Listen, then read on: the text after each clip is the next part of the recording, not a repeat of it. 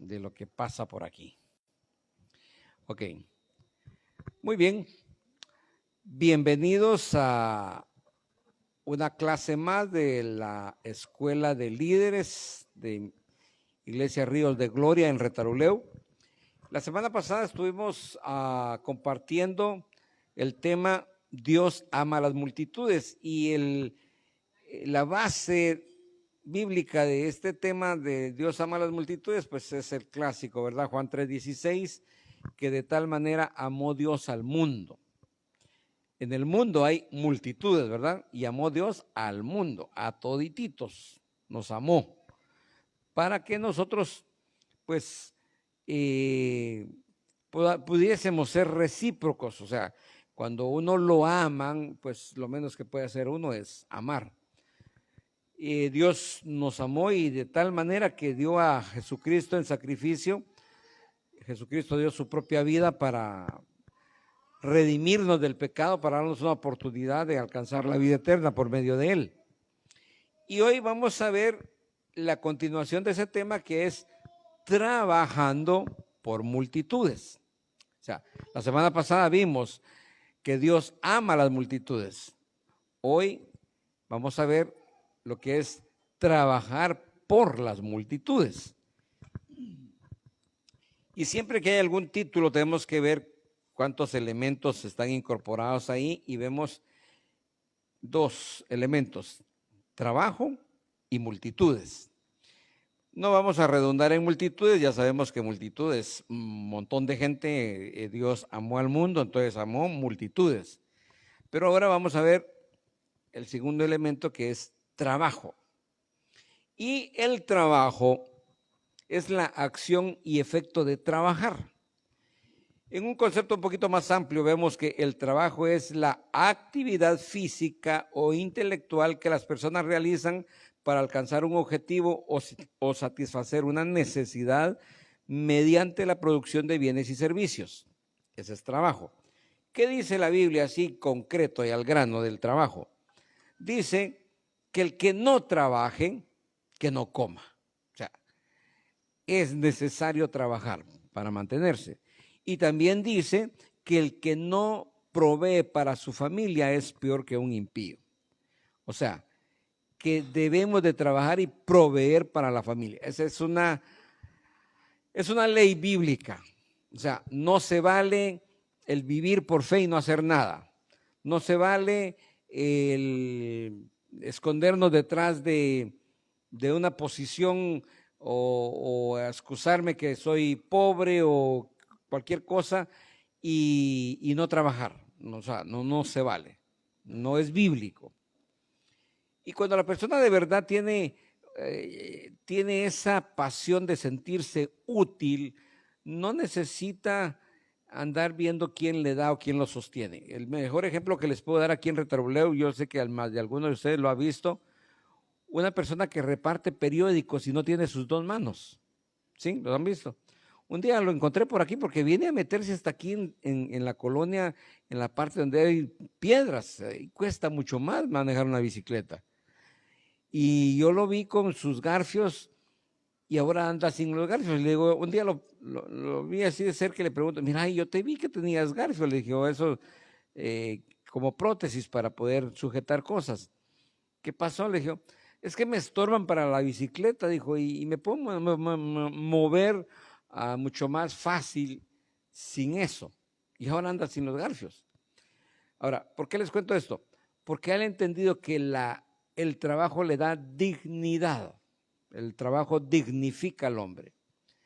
Entonces, tenemos que entender que en lo secular no se vale estar queriendo depender del gobierno o de ayudas sociales de cualquier tipo, de ONGs o lo que sea. No se vale. Bíblicamente, por favor, usted tiene que saber como líder que lo primero que tiene que aconsejarle a las personas es que en la vida hay que trabajar. Decía la abuelita, al que quiera celeste, que le cueste. Y cuando usted quiera de verdad ayudar a alguien, hay un dicho que dice, dale un pez a un hombre y le quitarás el hambre por un día. Enséñale a pescar y le quitarás el hambre el resto de su vida. O sea, a la gente hay que enseñarle a ser productiva. Les hago énfasis en esto porque el tema es trabajando por multitudes. Entonces, ¿qué hay que hacer para alcanzar multitudes? ¿Aló? ¿Qué hay que hacer para alcanzar multitudes? Trabajar, por supuesto, ¿verdad? Entonces, pensamos que venimos y hacemos una rueda de oración o como muy buenos cristianos evangélicos, declaramos un día de ayuno para que la iglesia crezca, o nos ponemos a orar y a interceder y decir que el Señor añada las almas que han de ser salvas, pero si no trabajamos por ellas, no van a llegar. O sea, sí es bueno como un elemento orar, sí es bueno interceder, sí es bueno hacer un ayuno por un pariente o alguien que querramos alcanzar, pero la fe sin obras es muerta. Y para accionar hay que trabajar. Eso quiere decir que hay que crear las estrategias para alcanzar esas multitudes. Nosotros, no se me pierdan, el tema es trabajando por multitudes. Y en la vida conocemos, en este mundo sabemos que todo ser viviente, donde hay vida, hay crecimiento. Todo lo que tiene vida crece. Crecen las colonias de animalitos, hasta de las bacterias, lo que sea. Mientras que haya vida, hay crecimiento. Nace un niño y empieza a crecer, crecer, crecer, crecer, crecer. Y, por supuesto, donde hay bendición, hay prosperidad. Son dos elementos que tenemos que manejar. El trabajo dignifica y el esfuerzo del hombre en todas las áreas, ya sea trabajando en la obra por lo espiritual o trabajando en lo secular, cuando tenemos la bendición de Dios, tiene que haber crecimiento, tiene que haber prosperidad. No como el cangrejo, ¿verdad? Solo el cangrejo camina para atrás. El ser humano, con la bendición del Padre, va hacia adelante. Dice que las bendiciones para los hijos de Dios son como la luz de la aurora, que va de aumento en aumento hasta que el día es perfecto. O sea, usted puede empezar el año 2024 con un par de zapatos ya desgastaditos, pero tiene que soñar en terminar a fin de año con su par de zapatos nuevos, por decirle algo muy básico. ¿Sí? O sea, no se vale que empiece con un par de zapatos viejitos y termine el año descalzo, pues. Sería ilógico. No estamos fluyendo en la bendición de Dios. Lo mismo pasa cuando nosotros venimos y trabajamos con la mentalidad de reino, como ustedes están en la escuela de líderes. Usted tiene que saber, tiene que anhelar, tiene que sentir en su forma de hablar, en su forma de expresarse, en su forma de relacionarse, que cada mes, cada año que pasa, usted tiene un crecimiento espiritual. Si usted está vivo en el espíritu, tiene que haber un crecimiento espiritual. Todo lo vivo crece, ¿sí? Tome nota ahí, todo lo que vive crece. Y todo lo que tiene bendición prospera, o un poquito más y un poquito más, pero siempre no hay un estancamiento en el Señor. Ahora, veamos qué es lo que hay en el corazón de Jesús. Y dice en Mateo 9, capítulo 9, versículo 35 al 38, dice: y al ver las multitudes, Jesucristo estaba viendo cantidad de gente. Al ver las multitudes, dice, tuvo compasión de ellas, porque estaban desamparadas y dispersas como ovejas que no tienen pastor. ¿Ha visto usted algo parecido cuando va al mercado? Cuando va y ve en el estadio gente gritando, maltratándose, cuando ve en un centro comercial multitudes afanadas en cosas, no ha aprendido usted a ver, o sea, o no ha sentido usted compasión cuando pasa por una cantina y hay 10, 15 hombres en una mesa chupando. ¿No ha sentido usted compasión cuando ve en las noticias gente con problemas, peleándose una aldea contra otra aldea o cuestiones así. Jesucristo miraba a esas multitudes y tenía compasión de ellas, dice, porque estaban desamparadas y dispersas como ovejas que no tienen pastor. ¿Sabe qué? ¿Cuál es la actitud de nosotros a veces? Como los discípulos cuando la gente se puso algo rebelde y dicen, Señor, hacemos que descienda fuego del cielo y que consuma a estos. Así parecemos nosotros. A veces miramos a las multitudes sin Dios, pero lo que hacemos es decir, a que se vayan al infierno, ahí van a ir a pagar los elotes que se están comiendo. Eso es lo que merecen. Y nos constituimos en jueces y verdugos de una vez, condenamos. Jesucristo tenía compasión por las multitudes. Y él los miraba que estaban haciendo lo que estaban haciendo porque eran como ovejas sin pastor, que estaban dispersas, que no tenían un pastor, no tenían alguien que los guiara. Entonces dice que le dijo a sus discípulos, a la verdad, la mies es mucha, mas los obreros pocos. Y les dice, rueguen al Señor de la mies que envíe obreros a su mies. Algo que usted y yo tenemos que estar haciendo constantemente es estarle rogando al Padre para que en este ministerio y en todas las iglesias de Retaluleu y de Guatemala, el Señor levante obreros para su mies. Tenemos que ser realistas. Algunas personas un poco ilusas hablan de un 40, 50, hasta 60% de cristianos en Guatemala.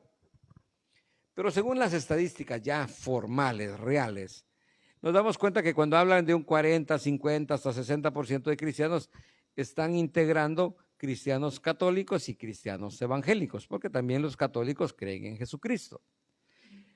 Pero si lo reducimos solo a cristianos evangélicos,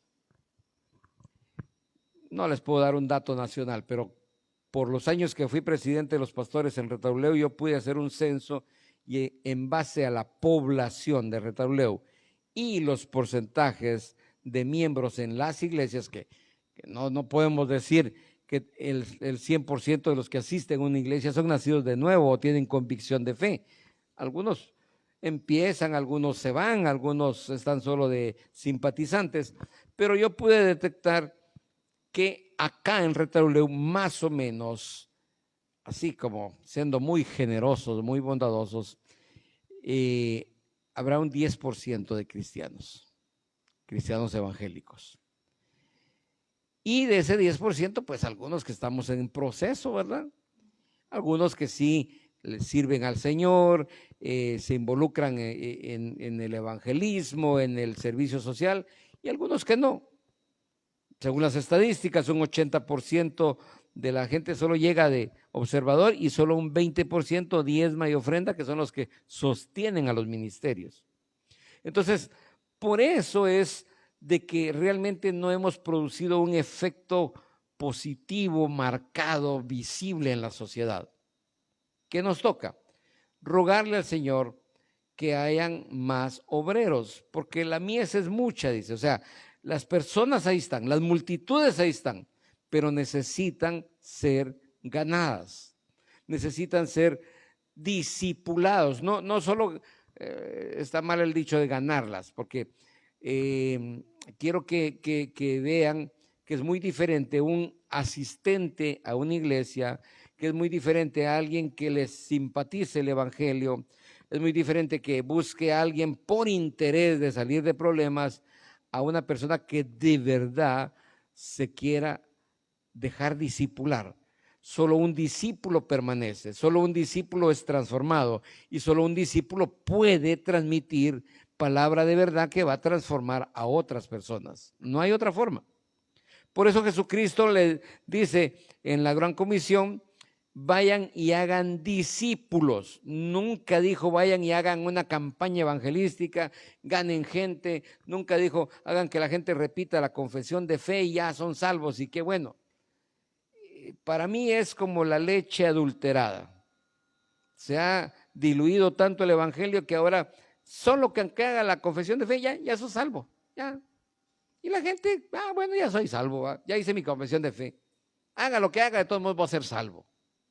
Ya confesé a Jesucristo como mi Señor y Salvador. Y no es así. Se necesita ser discipulado, conocer la palabra, ser esforzado y valiente y perseverar hasta el final para ser salvo. Entonces, esa convicción, ese proceso solo los logra sobrellevar o pasar todos los obstáculos aquel que verdaderamente ha sido discipulado en la palabra. Si no somos discipulados en la palabra, no tenemos bases sólidas y entonces viene y se cumple la palabra que dice que el que no está sólido en su fe es llevado como el tamo por cualquier viento de doctrina. Viene alguien muy bien adoctrinado y convierte a cualquier otro tipo de secta religiosa a la gente, incluso gente que fue cristiana convirtiéndose al Islam. Imagínense que es totalmente lo opuesto. O sea, gente que hasta blasfema después de su fe, del cristianismo. ¿Por qué? Porque nunca fueron discipulados, porque nunca nacieron de nuevo, porque nunca entendieron que había que perseverar en la palabra y pues no solo creerla, sino que caminar en ella, actuar en ella. Entonces, Jesucristo veía a las multitudes con misericordia, con compasión. Ahora, ¿qué debo hacer yo para trabajar por multitudes? Porque de eso se trata. Estamos en la escuela de liderazgo, ustedes están siendo formados como discípulos de Jesús. No pierdan de vista esto.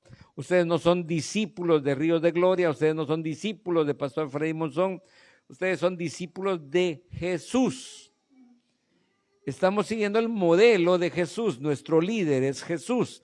Entonces seguimos las enseñanzas de Jesús, somos discípulos de Jesús y por lo tanto después nosotros al cumplir ese propósito divino tenemos que a la vez de haber sido formados, tener la visión de formar a otros como discípulos de Jesús. Por eso, después de 2000 y pico de años, seguimos compartiendo, creyendo y caminando en el Evangelio de Jesucristo. En 2 de Timoteo, capítulo 2, versículo 15 al 17, dice, haz todo lo posible. Estamos viendo qué hacer para trabajar por multitudes. ¿Qué tenemos que hacer? Bueno, se lo dice Pablo a Timoteo. Haz todo lo posible por ganarte la aprobación de Dios. Lo primero es que nosotros seamos aprobados por Dios. Usted no busque nunca, por favor, la aprobación de su líder o la aprobación de su pastor. No, mucho menos la aprobación de la gente de afuera. Eso es irrelevante. Siempre va a haber gente que los critique, que murmure, que los señale, que los cuestione. Nosotros como discípulos de Cristo tenemos que buscar la aprobación de Dios, que Dios apruebe cada decisión, cada acción que nosotros tomemos en la vida. Y eso le está diciendo Pablo a Timoteo.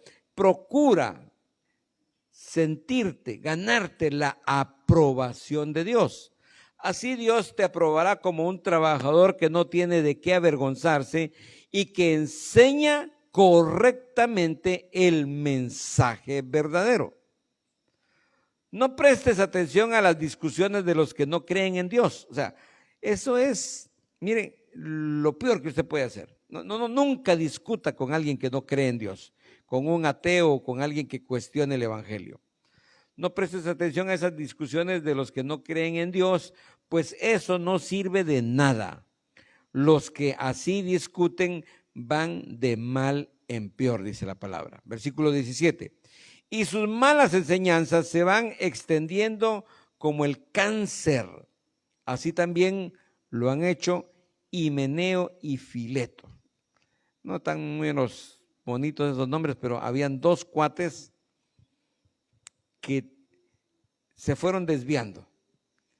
por las enseñanzas malas que dice aquí, que son como el cáncer que van avanzando hasta que destruyen. Ahora, la clave para alcanzar las multitudes es discipular, pero para discipular antes debo de ser discipulado. O sea, miren, por favor, nadie puede ejercer autoridad si no reconoce autoridad. Y nadie puede dar nada que no tenga. A veces, tal vez, no sé si les ha pasado a ustedes, a veces queremos compartir con alguien y nos damos cuenta, híjole, no ando dinero. Tal vez tenían la intención de compartir, de regalar algo, pero no andamos plata. Entonces, si no tengo, ¿cómo voy a dar? No se puede dar lo que no se tiene. Y lo mismo pasa en lo eclesiástico, en lo espiritual. Dice en Mateo capítulo 10, versículo 5 en adelante. Jesús envió a estos 12, está hablando de los discípulos, con las siguientes instrucciones. No vayan entre los gentiles ni entren en ningún pueblo de los samaritanos. Vayan más bien a las ovejas descarriadas del pueblo de Israel. Donde quiera que vayan, prediquen este mensaje. El reino de Dios está cerca. Sanen a los enfermos, resuciten a los muertos, limpien de su enfermedad a los que tienen lepra, expulsen a los demonios y lo que ustedes recibieron gratis, denlo también gratuitamente. En otras versiones dice, den de gracia lo que de gracia han recibido. Cuando nosotros se nos olvida que un día alguien nos visitó, que un día alguien nos escuchó, cuando se nos olvida que alguien, cuando estábamos enfermos, oraron por nosotros, quizás nos ungieron con aceite, quizás nos pusieron en una rueda de oración, cuando se nos olvida que un día tuvimos problemas y que alguien nos sirvió de apoyo, nos fortaleció en oración, cuando se nos olvida de dónde Dios nos ha sacado, nos volvemos ingratos, mal agradecidos. Y se nos olvida que recibimos bendición de gracia. La palabra de Dios dice, Jesucristo está diciendo, den de gracia lo que de gracia han recibido. Yo me recuerdo una cosa bien marcada, muy fuerte, te lo he contado un par de veces, cuando yo estaba pasando mi crisis de la quiebra financiera, estaba tupido de la mente, no se me ocurría nada, no sabía ni qué hacer, estaba desesperado. Y en un evento escuché a un hombre que daba testimonio que Dios lo había sacado de una situación similar o un poco peor que yo. Y entonces me llené de esperanza y lo abordé y le dije, yo quisiera hablar un día con vos. Me dijo, cuando querrás, me dijo, pero quiero que me dediques unas 2, 3 horas, le dije. Me dijo, con mucho gusto, ¿cuándo? Y entonces nos pusimos de acuerdo. Él vive en Mazatenango, es un empresario de la construcción. Y me dijo, yo salgo al mediodía a almorzar, aprovechemos ese espacio porque cierro la oficina al mediodía, 2 horas. Y dije, bueno, tengo 2 horas. Estaba yo a las -15 ya en la oficina y me dijo, solo dejo aquí organizado, me dijo, y nos vamos. Nos fuimos a un restaurante, nos pusimos en una esquinita y empecé yo a platicar y a platicar. Almorzamos, pero yo más quería hablar. Bueno, cuando sentí ustedes, me tuve que disculpar, ya eran cerca de las 6 de la tarde.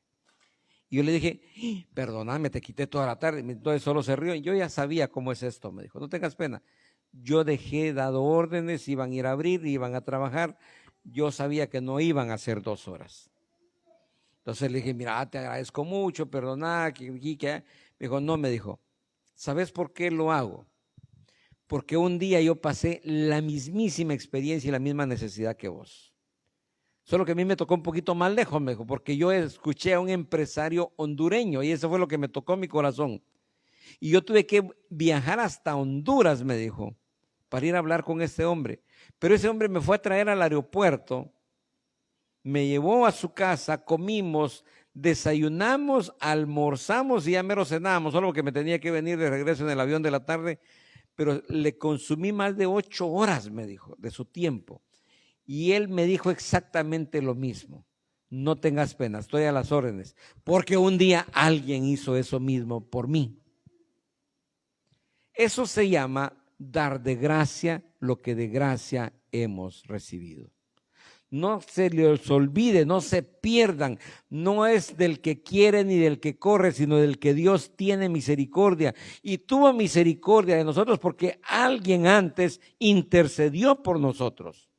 Alguien estuvo orando, alguien estuvo clamando, alguien le estuvo pidiendo a Dios, toca ese corazón, Señor, muéstrate a él, doblega su corazón, cambia el corazón de piedra, pon un corazón de carne, sensible a tu presencia. Alguien en este mundo intercedió por cada uno de nosotros. Y por esa intercesión, por ese clamor, por esa oración, Dios tuvo misericordia de nosotros. No fue porque nosotros quisimos. Aunque usted haya nacido en una cuna cristiana, eso no le garantiza ser un hijo de Dios. Entonces, así como alguien lo hizo por nosotros, orar, interceder, o alguien ha escuchado nuestras necesidades, si alguien nos ha dedicado tiempo, bueno, lo menos, por favor, lo menos que podemos hacer es dar de gracia de lo que de gracia hemos recibido. El servir de psicólogo, el servir de consejero, el simplemente poder estar ahí 2 horas, 3 horas escuchando a alguien puede transformar la vida de esa persona. Cuando uno no se le olvida lo que hicieron por uno, uno está dispuesto siempre a ayudar a alguien más. De eso se trata. Pero, ¿cómo vamos a alcanzar multitudes? Porque usted podría decir, pastor, pero ¿cómo voy a hacer yo para, usted está hablando de multitudes y mi trabajo y la familia, ¿y cómo voy a hacer?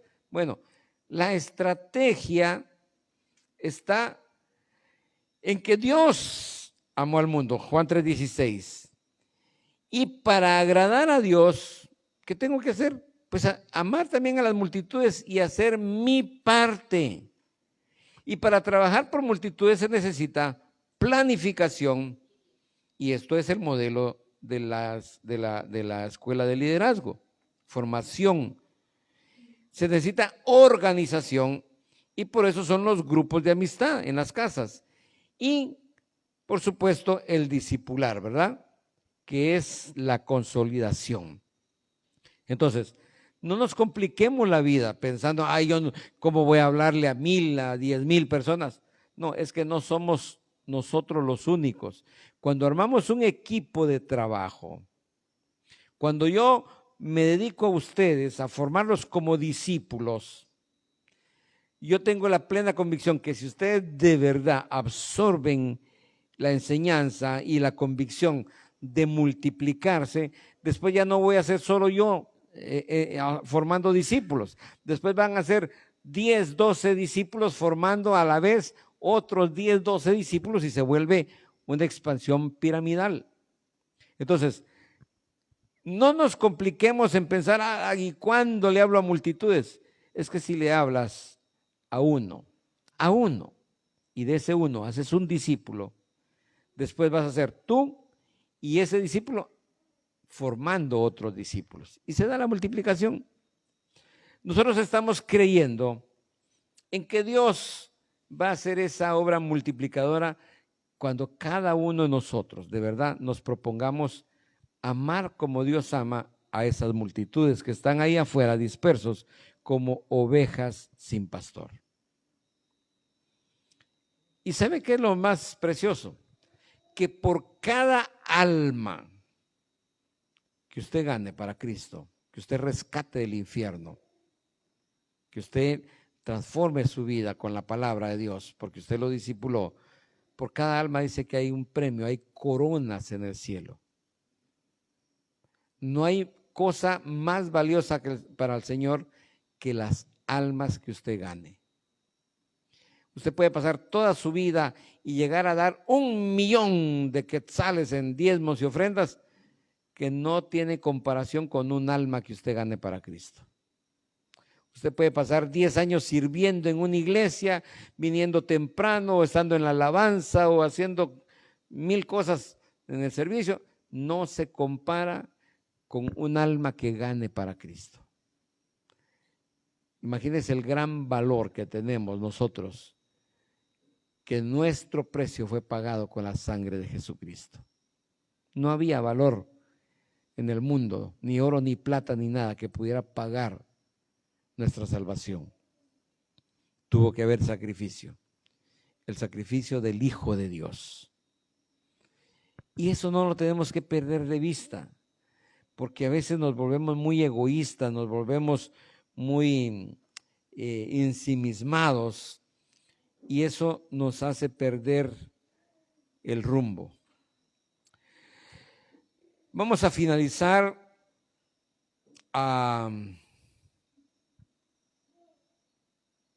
yo quiero que usted haga una confesión ahorita. Diga conmigo con voz audible. Sí puedo. Dios me escogió y me está capacitando para rescatar sus almas. Diga conmigo, diga nuevamente, sí puedo. Nunca diga no puedo, por favor. Siempre, cuando hay voluntad, se puede. Ahora, quiero que piensen en la gran diferencia que hay entre ser demandante a ser ofertante. Esto es lo que marca la diferencia en ganar almas, en ganar esas multitudes. Cuando dejo yo de estar demandando del Señor, Señor, dame, Señor, cuídame, Señor, líbrame, Señor, paga mis deudas, Señor, y solo yo, y mis oraciones son yo, y no, y más que yo, primero yo, segundo yo y tercero yo. Eso es ser demandante. Eso es como una novia que se va a casar y ¿qué tenés? ¿Y en qué trabajas? ¿Y cuánto ganas? ¿Y a dónde me vas a llevar a vivir? Y le preguntan 1000 cosas al novio, pero nunca le dicen, mira, aquí estoy yo, dispuesta a apoyarte. Si es necesario, trabajamos los dos. Yo voy a cuidar las finanzas, yo voy a proteger a mi familia, yo voy a ser como esa mujer virtuosa de Proverbios 31. Cuando uno deja de ser demandante, pasa a ser ofertante.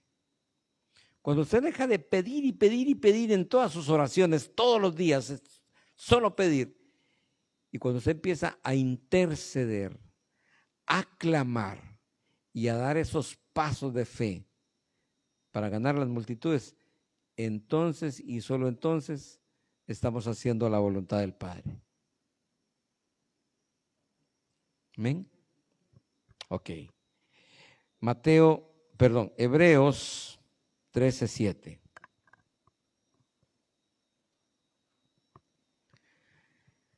Acuérdense de sus pastores.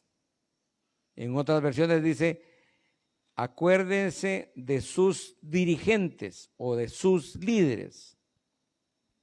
En esta versión dice, acuérdense de sus pastores, que les comunicaron la palabra de Dios. Consideren cuál fue el resultado de su estilo de vida e imiten su fe. Ahorita yo soy el pastor que está discipulando. Un día usted va a ser ese líder que esté discipulando. Y Dios le manda al discípulo, acuérdate de tu líder, acuérdate de el testimonio de tu pastor.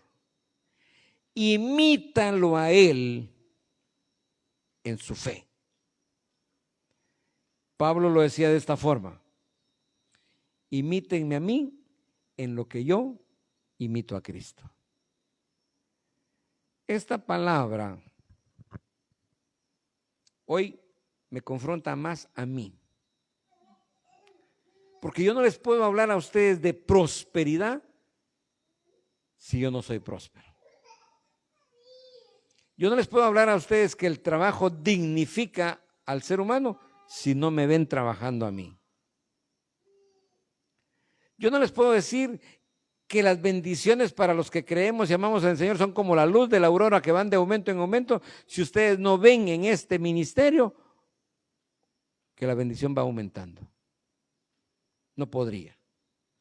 Pero si ustedes a fin de este año logran ver un pequeño cambio, la iglesia logró hacer esto, la iglesia mejoró esto, los pastores mejoraron aquello, el pastor lo que venía diciendo lo hizo. Si ustedes ven, entonces se cumple esa palabra. Lo que ven de los pastores, imítenlo, como ellos imiten su fe. Pero un día yo les voy a tirar la chibolita. Alguien va a imitar su fe. ¿Aló? Sería penoso y vergonzoso que Sergio pasó hablando varios meses que ya iba a salir del pago de su moto y que iban a tener la moto de Miriam. Y qué pena que hubieran pasado 5 años y nada, ¿va? Ahora, él puede hablarlo con autoridad cuando disipule, porque su fe dio fruto. Así que no es solo llenarse la cabeza, yo sé, porque hay gente que sí tienen la habilidad de aprenderse cosas y son buenos, ¿va? Y son buenos expositores y les dicen pico de oro, ¿va? Buenos para la casaca y motivacionales y todo el rollo. Pero atrás de eso tiene que haber un testimonio de fe. Diga conmigo, testimonio de fe, que en lo que creíste lo alcanzaste. Ese es el respaldo de Dios. Todo organismo vivo se multiplica y todo hijo de Dios bendecido prospera. Esa es una ley. Usted no puede decir que está bien con Dios y está bien endeudado también. No, no es normal. Usted no puede decir que Dios es fiel y pasan 2, 3 años y no llega ni siquiera a una bicicleta. No es congruente lo que enseña con lo que vive.